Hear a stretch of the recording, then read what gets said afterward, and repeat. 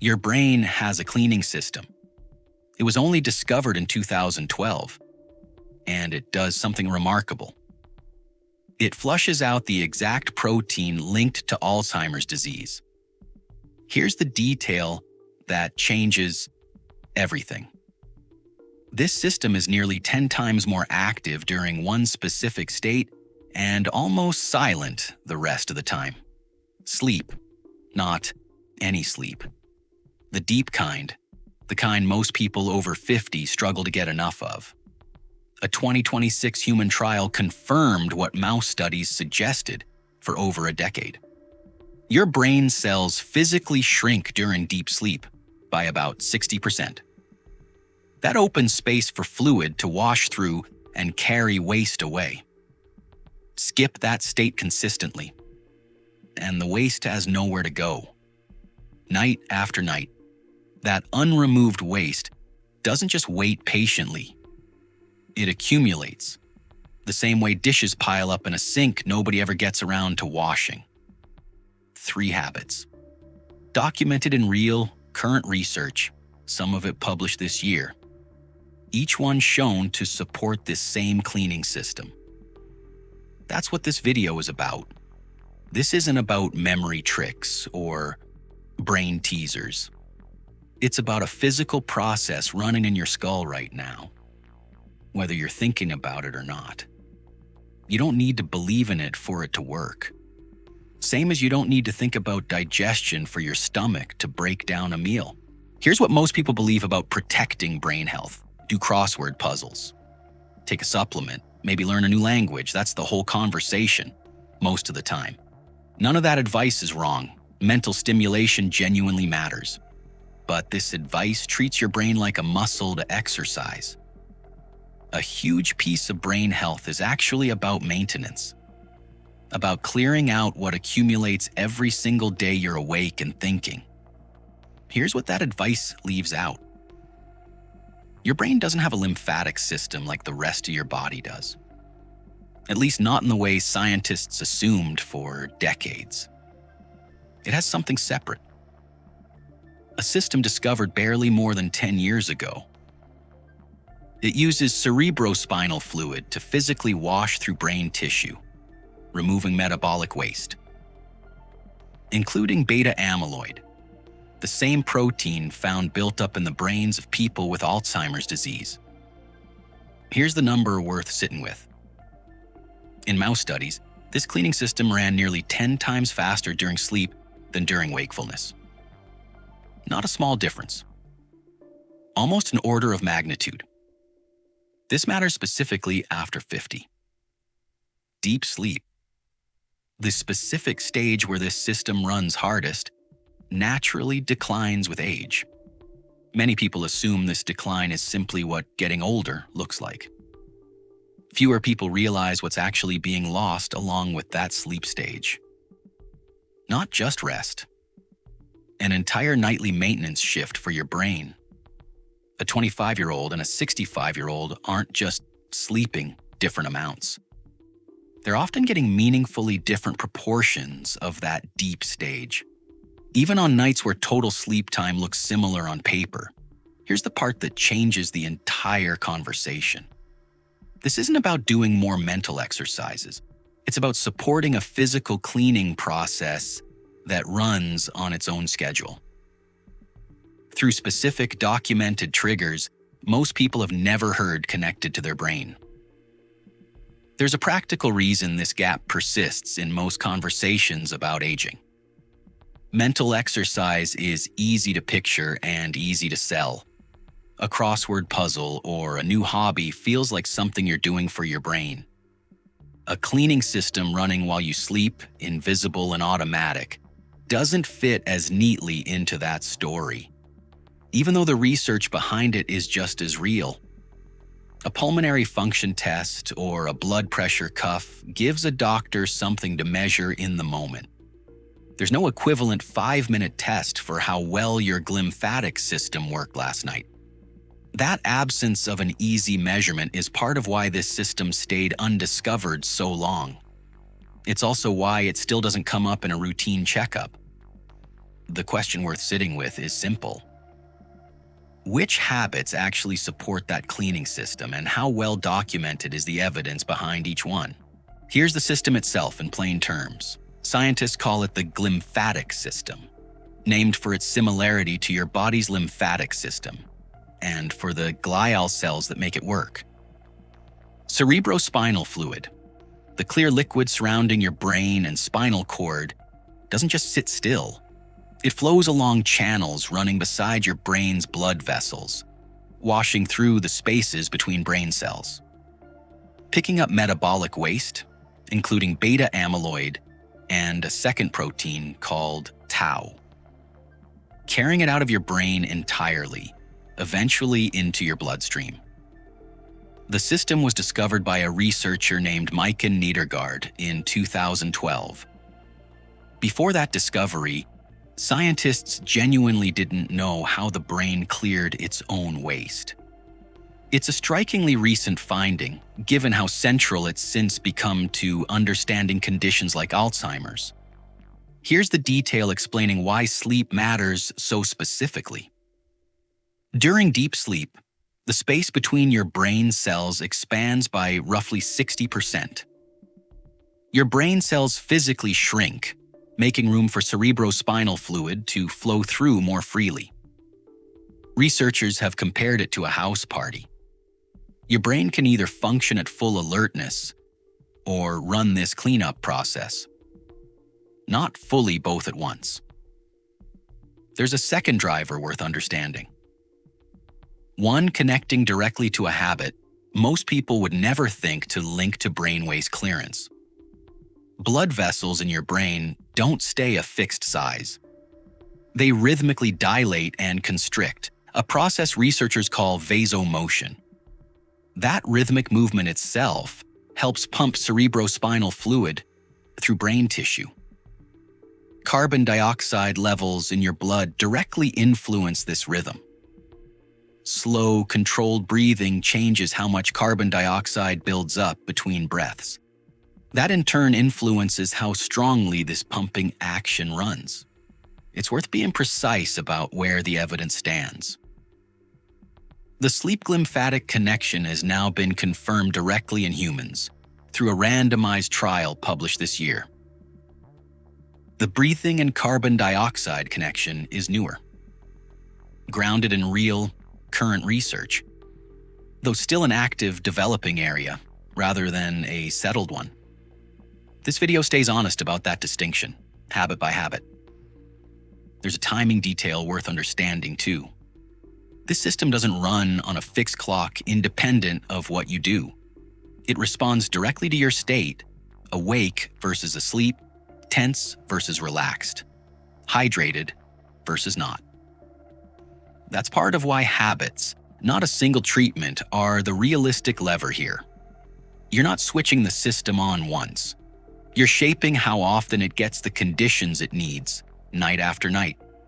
One more piece of the mechanism worth naming, since it connects the two drivers already described. A protein called aquaporin 4 sits on the surface of the support cells lining these fluid channels. It acts like a gatekeeper, controlling how easily fluid passes through. Both deep sleep and healthy vasomotion appear to depend partly on this gatekeeper functioning properly. It's a reminder that this system isn't a single switch. It's several moving parts working together, each influenced by different daily habits. That's exactly what today's 3 habits have in common. Each one reaches the same cleaning system through a distinct, documented pathway. Habit 1. Protect deep sleep specifically, not just total hours. Think of this less as a single instruction and more as a target worth aiming toward across your whole routine.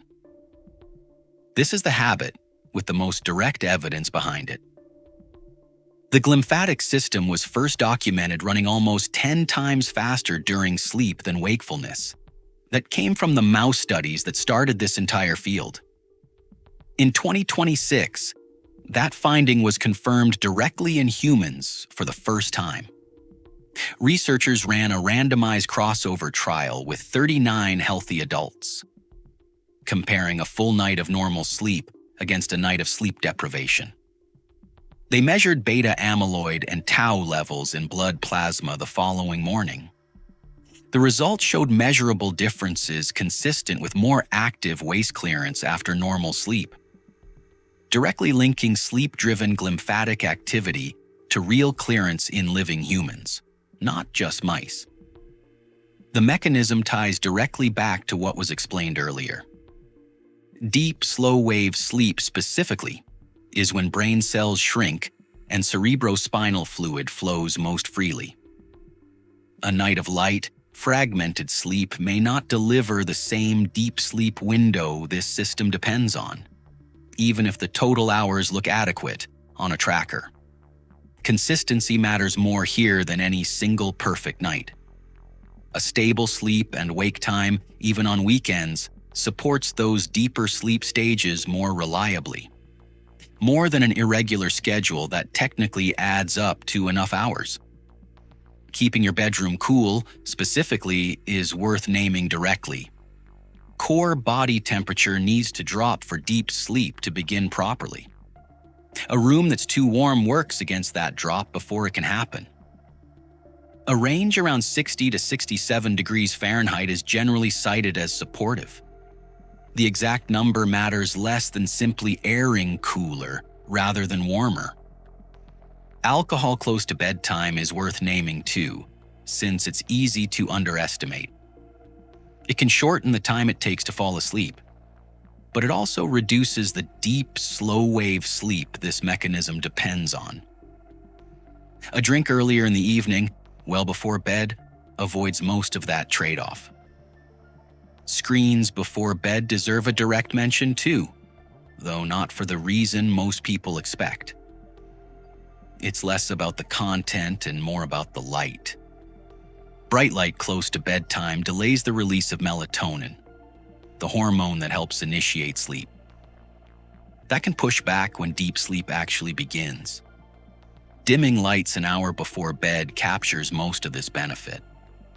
No need to eliminate screens entirely for anyone unwilling to give up an evening show. A nap late in the afternoon can work against this habit too. It reduces how much sleep pressure has built up by bedtime. An earlier, shorter nap before mid-afternoon is far less likely to interfere. The deep sleep this mechanism depends on stays largely protected. Habit 2.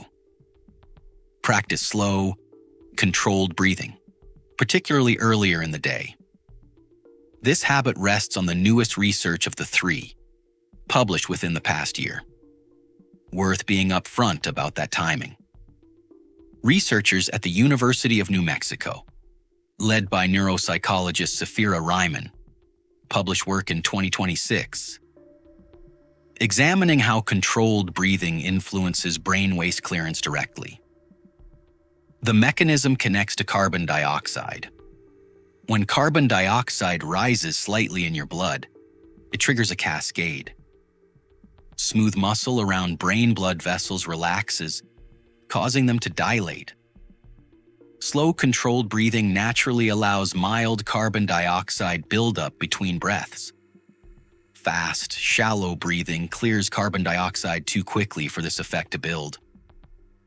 That dilation and the return to baseline that follows creates the same rhythmic pumping action.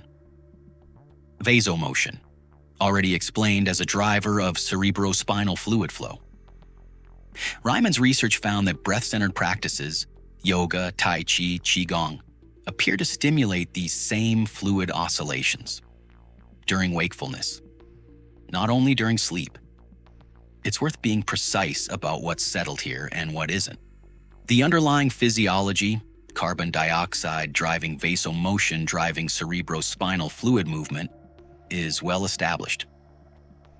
Direct evidence that a specific breathing practice, sustained over months, measurably improves long-term waste clearance is still being actively researched. Not yet a settled, completed body of proof. This is genuinely emerging science, not a finished conclusion. A realistic version of this habit doesn't require a formal practice. Slow breathing, roughly 6 breaths per minute, extending the exhale longer than the inhale. 5 to 10 minutes daily applies the same mechanism described in this research. A simple way to find that pace without counting constantly. Inhale for a slow count of 4, exhale for a slow count of 6, and repeat. The longer exhale is doing real work here, not just a relaxation cue. It's what allows the mild carbon dioxide buildup this entire mechanism depends on. Morning is a reasonable default time for this practice, though not because evening breathing lacks value. It simply pairs naturally with a habit many people already have: a few quiet minutes before the day gets underway. A common early mistake is worth flagging directly. This isn't about breathing deeply and fast, the way some relaxation advice describes it. Fast, deep breathing actually clears carbon dioxide more quickly, working against the exact mechanism this habit depends on. The pace matters more than the depth. Slow and steady, not big and rapid. Counting breaths can feel mechanical at first, and that's fine. Most people find it becomes automatic within a week or two of daily practice. The same way any new habit eventually stops requiring conscious effort. Habit 3. Drink green tea regularly with an honest look at what the evidence actually shows. This habit deserves the most careful, direct honesty of the 3. The research genuinely points in 2 different directions, depending on the kind of study. At the population level, the evidence is strong. A pooled analysis of 26 separate observational studies found something clear. Tea intake was associated with a significantly lower risk of cognitive disorders. The reduction was substantial and statistically significant across a large combined sample. The proposed mechanism involves catechins, particularly one called EGCG, the most abundant antioxidant compound in green tea. In cell and animal studies, EGCG appears to reduce oxidative stress and calm inflammation. It also interferes with the same beta-amyloid protein central to this video. Here's where the honesty matters most. Randomized controlled trials testing catechins directly against cognitive outcomes in humans have produced mixed, often null results. A 12-month trial in elderly nursing home residents with existing cognitive dysfunction found no significant difference. Standard cognitive test scores were similar between the green tea group and placebo. No long-term human trial has yet shown that EGCG alone prevents or slows dementia. That gap between strong population data and weak direct trial data is worth sitting with, not smoothing over. It's possible tea works alongside other lifestyle factors common among regular tea drinkers, rather than acting powerfully alone. Its possible effects take far longer than any trial conducted so far has tracked. Either way, this video won't claim more certainty than the direct trials actually support. There's a third possibility worth naming too. 12 months? The length of the longest trial mentioned earlier may simply be too short a window. A slow accumulating benefit against a decades-long disease process could easily be missed. That's a real limitation of trial design. Not evidence that the effect doesn't exist. It's also not evidence that it does.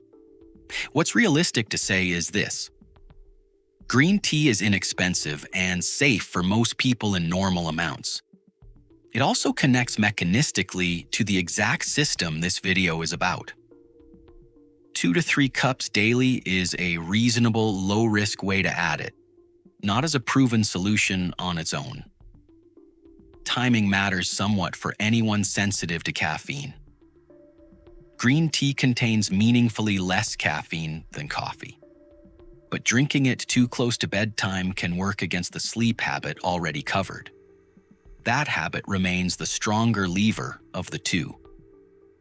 Brewing method matters somewhat for anyone trying to maximize catechin content specifically. Water just off the boil, not fully boiling, preserves more of these compounds. A steep time of 2 to 3 minutes beats a quick dunk of the tea bag. This detail matters far less than simply drinking it consistently. Still, it's a reasonable adjustment for anyone already making the habit. Here's the detail worth sitting with across all 3 of these habits. None of them, alone, prevents Alzheimer's disease or guarantees healthy brain aging. What the research actually shows is different and still meaningful. 3 separate, ordinary habits, each connected through real evidence, at genuinely different levels of certainty. All reaching a cleaning system running in your brain every day, whether or not you've thought about it before today. There's a reason this channel keeps returning to the same underlying idea, even in a video about the brain instead of the gut. This connects to territory already covered here through a shared principle rather than a shared organ. Every mechanism this channel has explained, in the pancreas, the kidneys, the lungs, the skin, shares something. A maintenance process running quietly in the background, responding to daily habits. Most people never connect to it. The glymphatic system is that same pattern, applied to the organ people think about least in terms of daily maintenance. It's worth being precise about what 3 habits can and can't claim. None of these prevent Alzheimer's disease outright. This video isn't suggesting they should. What the evidence supports is narrower, specific, documented ways to support a real cleaning system at 3 different levels of scientific certainty, honestly labeled rather than blurred together. It's also worth naming the honesty this video leaned on throughout. Sleep's connection to glymphatic clearance is the most directly proven of the 3, confirmed in humans this year. Breathing's connection is grounded in real, current, mechanistic research, still actively developing. Green tea's connection is strongest at the population level, weaker in direct trials. Presenting all 3 as equally certain would be dishonest. Presenting the differences clearly is what lets you weigh them accurately. It's also worth being honest about who this matters most for. Someone managing a cognitive health condition or a diagnosed sleep disorder shouldn't treat these habits as a replacement for care.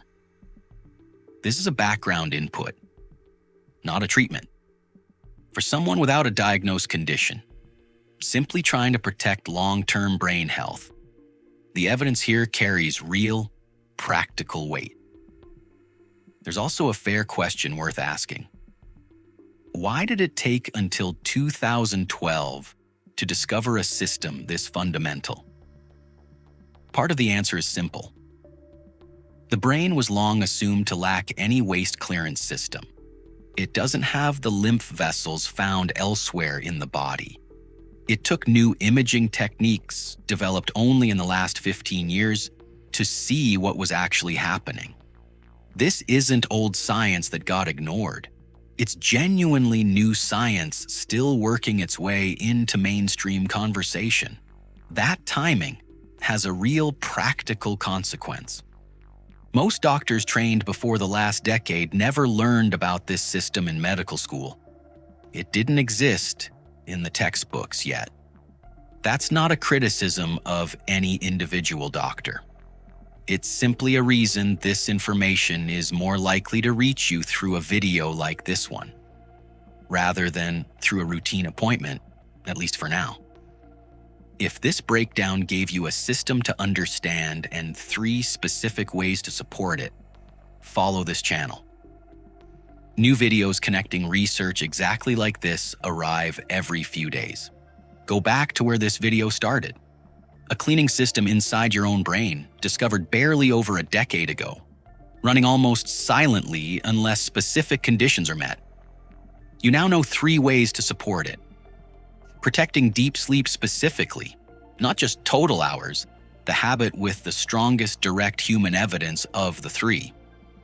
Slow, controlled breathing, connecting to research published within the past year. Green tea, honestly presented, strong at the population level, still uncertain in direct human trials. None of this replaces medical care for a diagnosed condition. If anything, it gives you something more specific to bring into a conversation with your own doctor. 3 ordinary habits, each backed by real research, at real, clearly stated levels of certainty. Not a single vague instruction to keep your brain active and hope for the best. There's something worth sitting with here, beyond the 3 habits themselves. For years, brain health got reduced to mental exercise, puzzles, new skills, staying sharp. This video was never about replacing that idea. It was about a second layer running underneath it.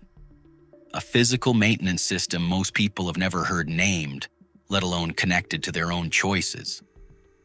None of these 3 habits require anything unusual. A consistent bedtime, a few minutes of slow breathing, a cup of tea already sitting in most kitchens. The barrier here was never access. It was simply not knowing which habits actually mattered and why. A note on time frame worth setting honestly. This isn't a system you'll feel working the way you'd feel a coffee kick in. Its effects, if the research holds up over time, show up as a difference measured in years and in risk. Not as a sensation you'll notice tomorrow morning. That's less immediately satisfying than a quick fix. It's also a more honest description of how a maintenance system actually works. You don't need all 3 at once either. Starting with one is enough. The one that fits most naturally into a day you're already living. A slightly earlier, more consistent bedtime. 5 minutes of slow breathing before bed. Tea instead of a second coffee in the afternoon. A realistic week might look like this.